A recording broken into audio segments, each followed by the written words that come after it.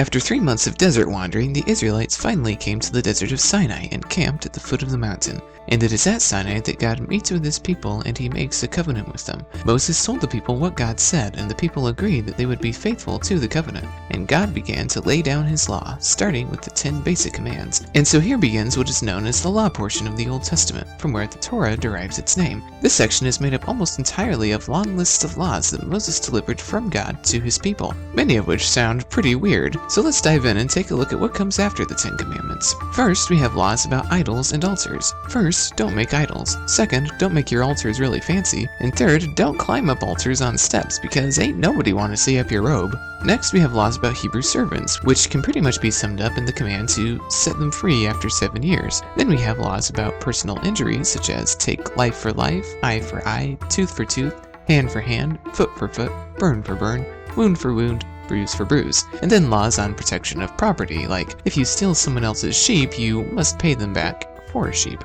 And then laws of social responsibility, where God says, do not take advantage of the widow or the fatherless. If you do and they cry out to me, I will certainly hear their cry. My anger will be aroused and I will kill you with the sword, and then your wives will become widows and your children fatherless. Then we get to laws of justice and mercy, such as do not oppress a foreigner. You yourselves know how it feels to be foreigners because you were foreigners in Egypt. And then we get to the Sabbath law, where God commands his people to farm the land for 6 years and let it rest in the 7th year, and also to work for 6 days and rest on the 7th day.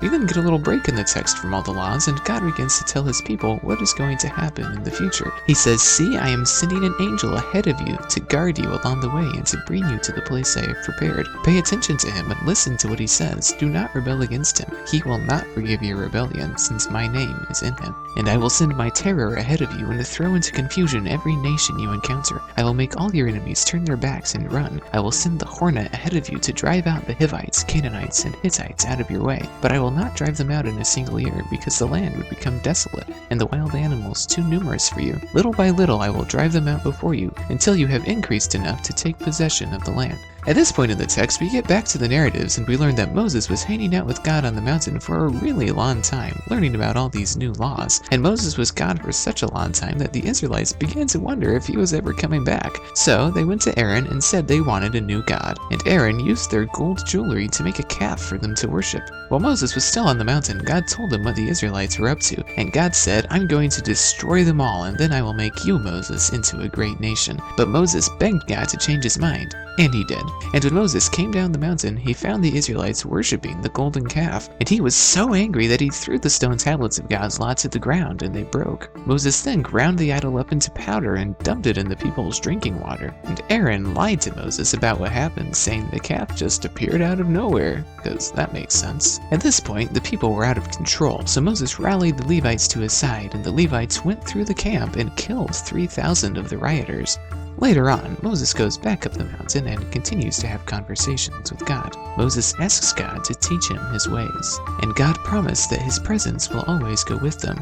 One day, Moses asked to see God's glory. Then the Lord said, there is a place near me where you may stand on a rock. When my glory passes by, I will put you in a cleft in the rock and cover you with my hand until I have passed by. Then I will remove my hand, and you will see my back, but my face must not be seen. God also commanded Moses to carve out new stone tablets to replace the ones Moses smashed, and God rewrote the 10 Commandments onto Moses' tablets. Then the Lord said, I am making a covenant with you. Before all your people I will do wonders never before done in any nation in all the world. The people you live among will see how awesome is the work that I, the Lord, will do for you. When Moses returned from the mountaintop, he didn't realize that his face was radiant from speaking with God, and the people were terrified of him. And Moses gave God's commands to the people, but after Moses stopped talking, he put a veil over his face. And Moses would remove the veil when he would go and talk with God, and put it back on when he talked to the people. The New Testament says that Moses wore a veil because he didn't want the people to watch the glory fade from him. Now, if you've ever seen some old paintings and sculptures of Moses, you may have asked yourself, why does Moses have horns? Well, Well, funny thing, when Jerome translated the Bible into Latin, he misinterpreted the radiance of Moses to say the horns of Moses. This is why art following this time period portrays Moses with horns. Now, after these narratives, we start to get back into the law again, and we get to learn about this weird thing called the Ark, also known as the Ark of the Covenant, which is not to be confused with Noah's Ark. Now, God gave them specific instructions on how to build it. It's a wooden chest, which is like Noah's Ark, but it is overlaid with gold, which is unlike Noah's Ark. And there were two golden cherubs on top that faced each other. God told Moses that the presence of the Lord would come to rest between these two cherubs. No one was allowed to touch it, and it was stored in the most holy place, or the Holy of Holies, in the tabernacle. Later, God told Moses to keep the 10 Commandments inside the ark. God also gave specific instructions on how to build the tabernacle, which is pretty much a great big tent in the center of the camp in which God's Spirit came to dwell among his people.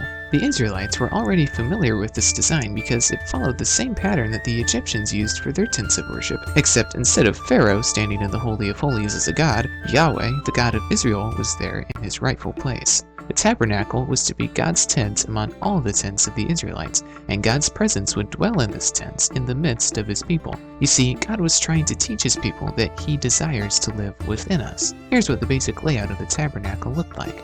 There were 3 sections: the court, the holy place, and the Holy of Holies. The front entrance led you into the court where the altar of burnt offering and the bronze basin for washing were kept. There was then a door into the holy place where only the priest would enter, with the table of the bread of presence on the right, reminding one of the manna from heaven, and the 7-branched lampstand on the left, reminding one of the burning bush. Deeper in, you come to the altar of incense, behind which is the veil leading to the Holy of Holies.